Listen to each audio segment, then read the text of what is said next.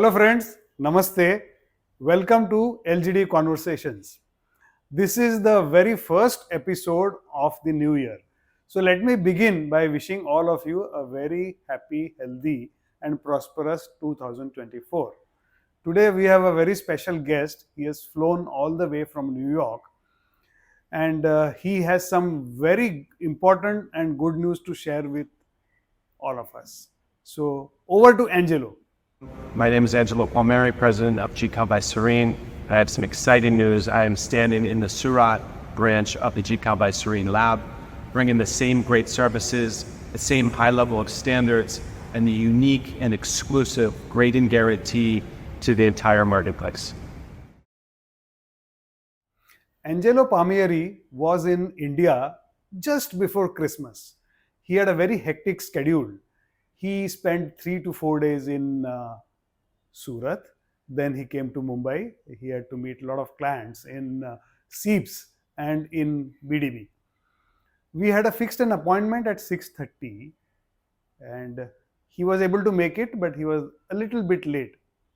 What struck me about Angelo was the fact that this man has been working for 5 days.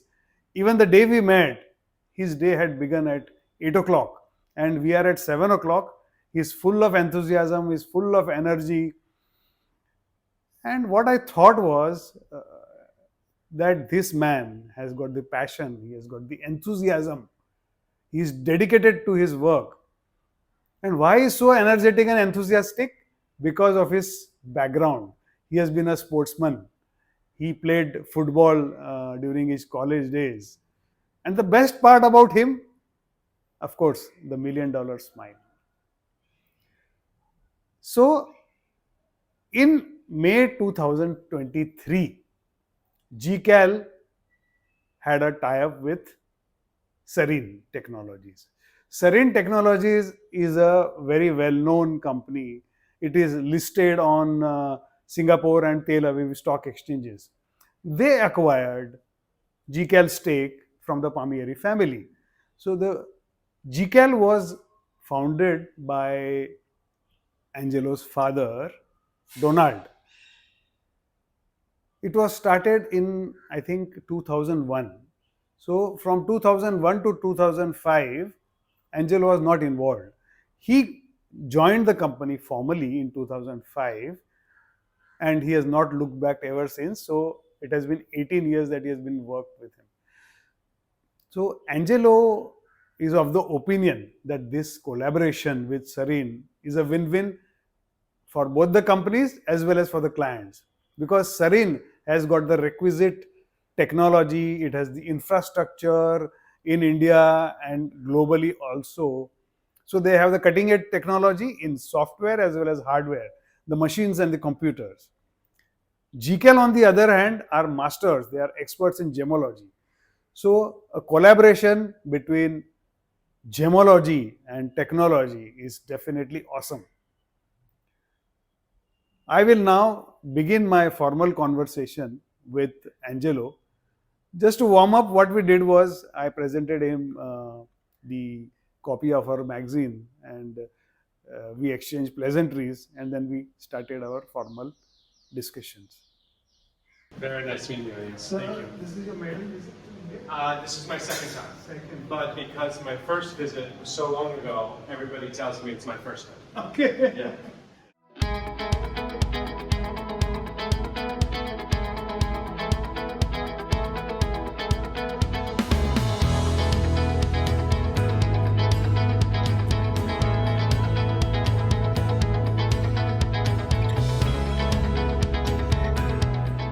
We were not very sure whether we should have a bi-monthly or a quarterly or a monthly. So it took us some time because we are not sure whether we will be getting the content. Yeah. Number one, the content, and if you have to survive, we need the advertising revenue. Yeah. But God has been great because the industry is really booming and there are things are happening every day, so to speak. Yes.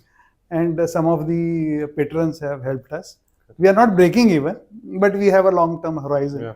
And we also have a digital edition, which is free of charge, of course. Good evening, Angelo. Good evening, Anil. How are you? Nice to meet you. Yeah, same here. It's an absolute pleasure to meet you. And considering the fact that you have been busy, not since morning, but for the last 3-4 days, I consider it as a great favor that you have found time to uh, have a conversation with me. Yeah. And the idea is our channel and our magazine is new.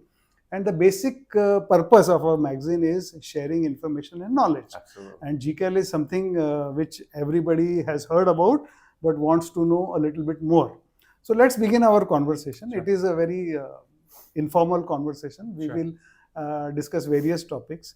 So, Angelo, your family name, Palmieri, Yes. reminds me of Good pronunciation, by the way. Yeah. So, thank you. Your family name reminds me of a beautiful city of Palermo in South Italy. I had a pleasure of being there as a tourist before COVID. So, do you have any roots with Palermo? You know, the family is from Abruzzo. Okay. Which side, Italy? It's south. South. Oh, so Yeah. okay. But, Near Sicily. Yeah, I think Palmieri is quite a famous name in Italy. So I think while I'm unique in the United States, I think in Italy I would be like a Smith in Italy. So,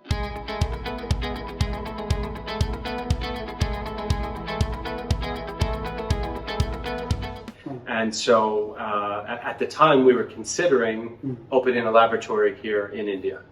And so we split our time between Surat, visiting factories, Mumbai at the IIJS show. And when we returned from the visit, we knew that we had to open a lab in India. what year was that? This was 2007. 2007. Yeah, So quite long gap, a long 16 time ago. And keep that same consistent standard And accuracy. that we're able to offer in New York. And it wasn't about the location, it was about a second one. Even down the street, how do we maintain that culture, right? Instill that same culture in all of our graders and all of our team.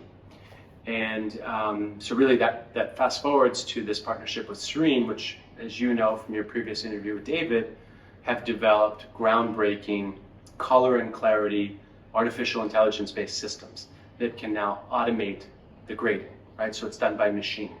And so that was really the key part missing for us to expand, to be able to scale our operation to their technology without fear of compromising that standard, and the consumer can still have that same level of confidence, so that if it's GCAL certified, you don't have to worry, was it done in New York, was it done in Surat, was it done in Mumbai, was it done in Dubai? It's the same, it's GCAL certified. So of course all of our certification this year up until now has been done in New York, but starting in 2024, we're going to be offering the same services in New York and here in India.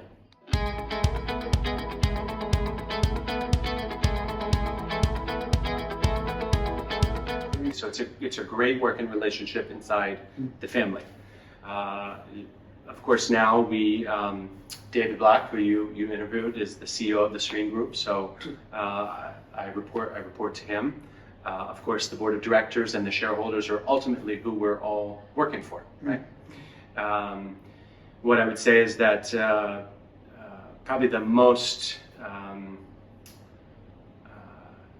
best aspect of this partnership is, of course, we negotiated for quite a period of time, but everything that they said how this would operate, how this would work, they've followed through on everything. So they really they allow us to operate the business the way that we have been. And that was a very important thing for our customers who've come to depend on us, who've built businesses around what we do for them, that there wouldn't be radical change, right? That it would be really the same thing. You're just now dealing with a company that's part of a larger company.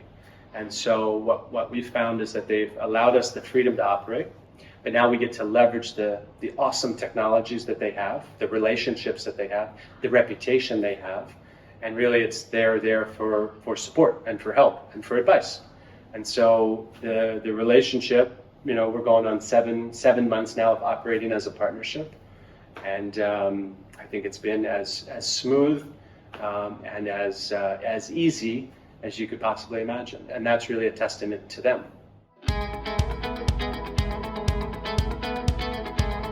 Actually, it was 2015 was really the first time that colorless lab-grown diamonds on a commercial scale were introduced in the U.S. market.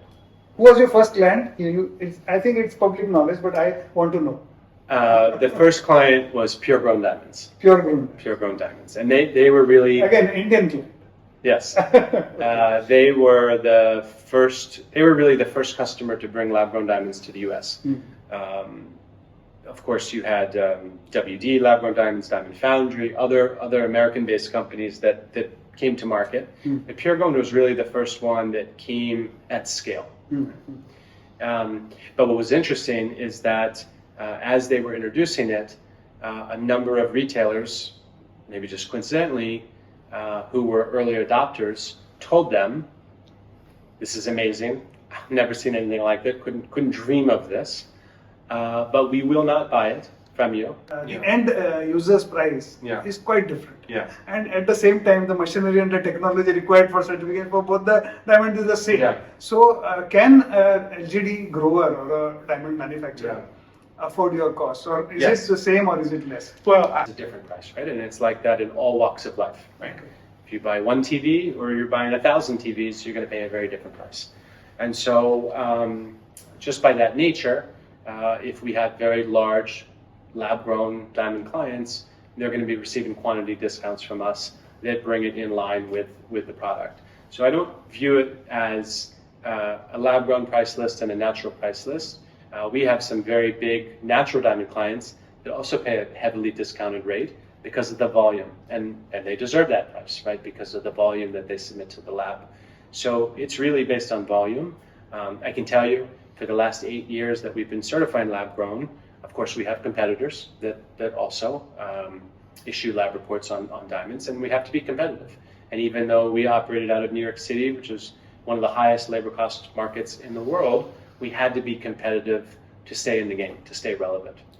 A retailer selling mined diamond, natural diamond jewelry, created a corner in the same showroom, started selling that. In India, this has worked, but not to a great extent.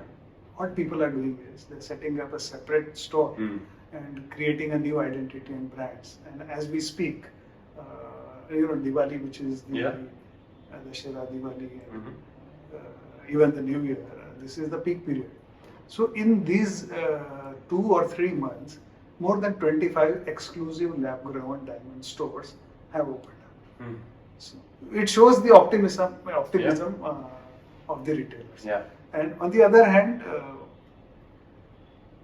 Indian government is also supporting the industry because it makes sense. You have the entire supply chain under control. So what about Indian retailers? How will you differentiate? How will you create your own brand? You must be having a plan. Right? Absolutely.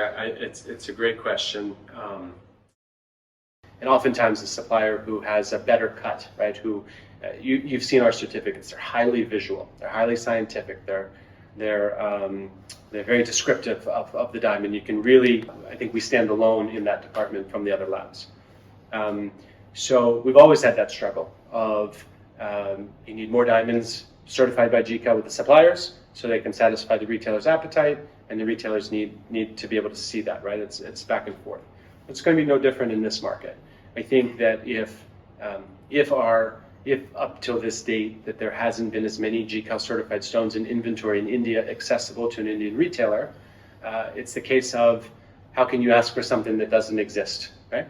And so now opening here in Surat, I believe it provides us an opportunity to all of these manufacturers who know what we do.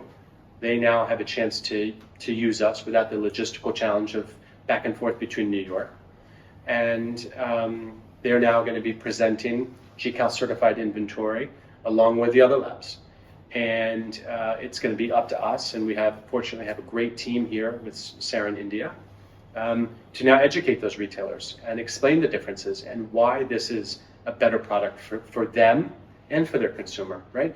When you think about the diamond market, I don't want to, may regret saying this, but it's somewhat of an undifferentiated market, right? You have some people will say it's been commoditized, right? You have a 1 carat, G color, VS1 clarity, very good cut, right? And there's a lot like them. And in part that's because lab reports have been very skimpy on details. They give the very basic information.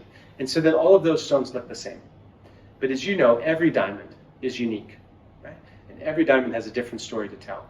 And the GCAL certificate, through its comprehensive nature, light performance analysis, detailed photomicrographs, videos, it allows each diamond to tell its own story, right? It allows each diamond to stand apart. So yes, this might be a 1 carat GVS1, but now you can look at the photomicrographs and you can see, oh, that one has a crystal under the bezel, right? This one has a feather by the upper girdle, right? This one has outstanding optical brilliance. This one has very good optical symmetry.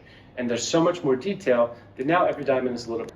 And so it's going to be no different of a plan that we have in the United States as we have here in India or other local markets. But I think the key, the missing ingredient, is that there will now be thousands and thousands of GCAL certified diamonds available in the market that then the market is going to be allowed to decide. Retailers never created or invested in brands. They relied on category promotion by dealers, the campaigns or Argyle or the miners basically. Yeah. Very few created brands. In India, what has happened is, as far as the lab-grown diamonds are concerned, people are creating their own brands. Yes. And certification agencies played a big role in identifying lab-grown diamonds. But if a retailer or a chain store owner says that it is my lab-grown diamond, so he's not saying it is a natural diamond, he's saying it's a lab-grown. And I am standing the guarantee, it is my guarantee. Need ATAX, or do they need a certification from a gem lab? That is the question you have to answer.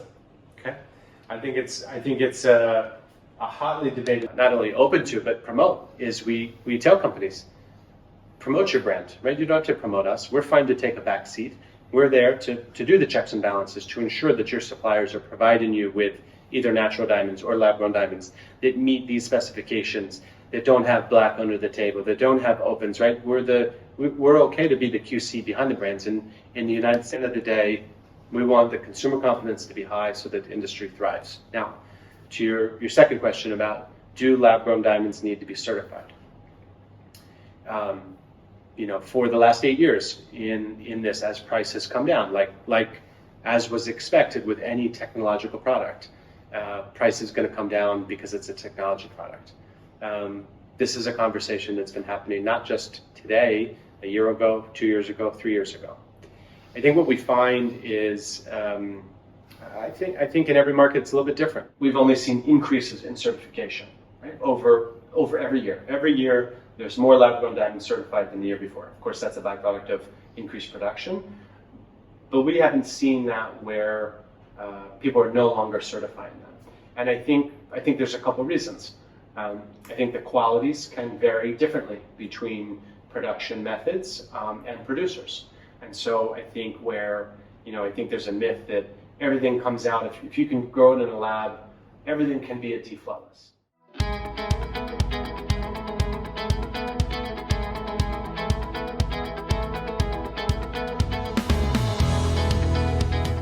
So I don't believe that they're indistinguishable. We see it every day. Of course, maybe we have to use more instrumentations or even different instruments today. This is a company based out of Finland called GCAL. And they didn't launch the technology for that purpose. It's a multi-purpose instrument, but it served that purpose. But a few years later, that kind of signature was gone because the production methods changed, things improved. And so now we've found ourselves as a lab, you should see the research room we have, and it's filled with different instruments that are looking at different features and exciting the stones different ways. So infrared spectroscopy, visible spectroscopy, fluorescence imaging, shortwave ultraviolet fluorescence imaging, photoluminescence spectroscopy, right? There's all these different technologies. And it's just like gemstone identification. If you've ever taken a course or understood gemstone identification, it's like solving a puzzle, right? Sometimes you might be able to determine based on the refractive index sometimes by the specific gravity, sometimes by looking at it in a microscope, seeing facet edges, right? These are all qualities that you would do a bunch of different tests and determine it. But in our lab today, we find no difficulty in determining whether something is natural or lab grown, and I believe that the experience is similar across the other laboratories. There's nothing in my experience over the last 8 years and knowing a little bit about what's coming, there's nothing in my experience that tells me that we're near a point where the identification between them is impossible. I don't see that in the very near future at all. Great inputs, because I got to learn something new today. Yeah. Thank you very much. Well,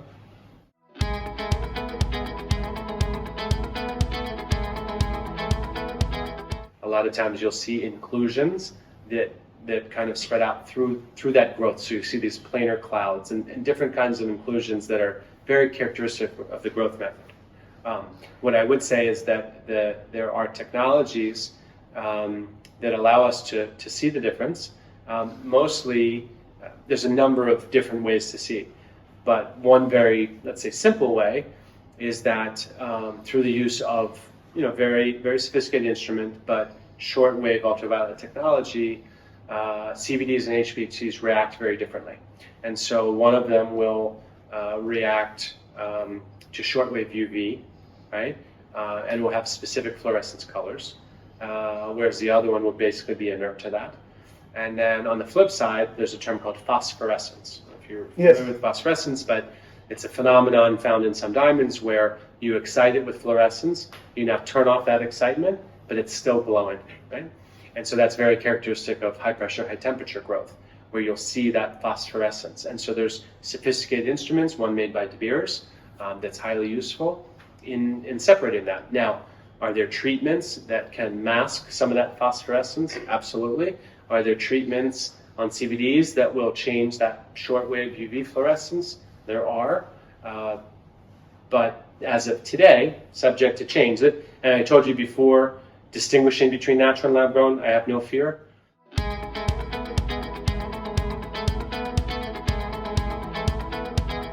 So, if you consider colorless, DEF, there's a difference.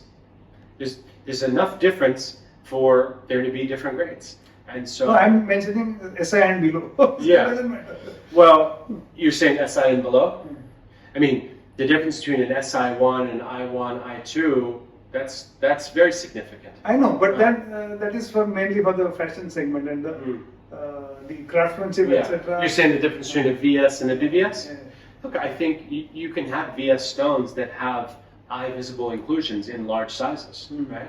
So, or you can have shapes like an emerald, portray themselves very differently, right? You can potentially see that in an emerald cut. So I think the differences in clarity matter. I think the differences in color definitely matter. To your point about pricing, I think that there's been a lot of conversation about price, right? And Pricing to the end consumer. Yeah. If it is the same specific. I mean, but in case of natural diamond, it won't be. That's the light box pricing model, right? Where it's very linear. And I think the industry is headed that way. I don't think it's quite there yet. Just HVS plus wasn't enough. That there was a segment of the market that wanted a better quality stone and was willing to pay more. They charged double for the finest collection. So a 1 carat finest, where the 1 carat regular is 800, the 1 carat finest is 1600. And so it's actually above the market in a lot of places, depending on where you're looking. So I think that, again, I think what you're talking about probably is the future, definitely. And you may get to where things are more minimum based and they meet or exceed this standard. We're not there yet. Okay, got it. One important contribution that GCAL has made is, I think, gem printing or fingerprinting of diamond. But removing an inscription, in New York it costs $5. In India, I'm sure it's even less. You can remove an inscription in a second, removing most of the identification, most of the obvious identification of that stone. But with gem print, because it's based on the cut of the stone and the clarity of the stone and inclusions and the grain and everything about the stone, you can't remove it unless you significantly recut the stone. So you can remove the inscription, we can identify that stone, no problem.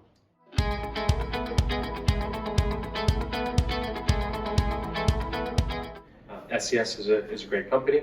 They obviously made a name for themselves. SCS, yeah. And we work very closely with them for customers, and we integrate their certification into ours so that consumers can access. When a consumer is making a purchasing decision, they're relying upon these experts. So the last thing that I want is another organization to come in that's going to greenwash, and it's going to just be, everybody gets a certificate. You know, I talk about it. I talk about it when we talk about cut grades. You know, I view some of my competitive labs as issuing cut grades like participation trophies. Right? Everybody gets an excellent. At GCAL, we feel very differently about that. You have to earn that, and consumers are again relying upon that. So if you're going to get an 8X certification, it has to be top of the line because the consumer is seeking out the best of the best, right? The best cut. So it has to have meaning. So it's the same thing with sustainability. That's kind of my evergreen answer about everything when we talk about a luxury product like diamonds, whether it's lab-grown or natural. People are spending their hard-earned money on this product. Nobody needs a diamond. Nobody needs a diamond to survive. True. They want it. And it's not only a symbolism of their love, right? But they're passionate about it. They love it, and it's beautiful. And so if nobody needs it, then the last thing we can do is erode the trust. You know, when you need some guidance, when you want to see how the market's going to shape, you look to what are the smartest people doing, right? What are the most successful people doing? These guys are investing, right? And they have a long-term horizon picture, but they're investing in the lab-grown market. They have total confidence that this market is only going to grow. And I know we're talking about lab-grown, but I think it's important that natural diamonds play a huge role. And a lot of the value that lab-grown is able to have in a consumer's mind is based on the strength of the natural diamond, right? And you think about how much natural diamonds have done for not only India. I mean, for decades before lab-grown, this was a huge market, and it was all natural. And producing countries like in Southern Africa and Australia and Canada and Russia and all these places. And so natural diamonds are an incredible wonder of the earth, right?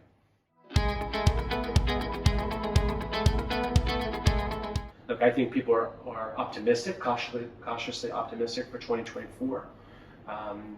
But I would say from the outlook based on investment and what the smart people are doing, I think it's going to be a successful year for the industry. Happy New Year to you as well. It was a pleasure meeting you. It was a pleasure. And I really learned a lot of things. I'm sure my viewers would enjoy watching our conversation, and I put it on my channel. Good. I hope so.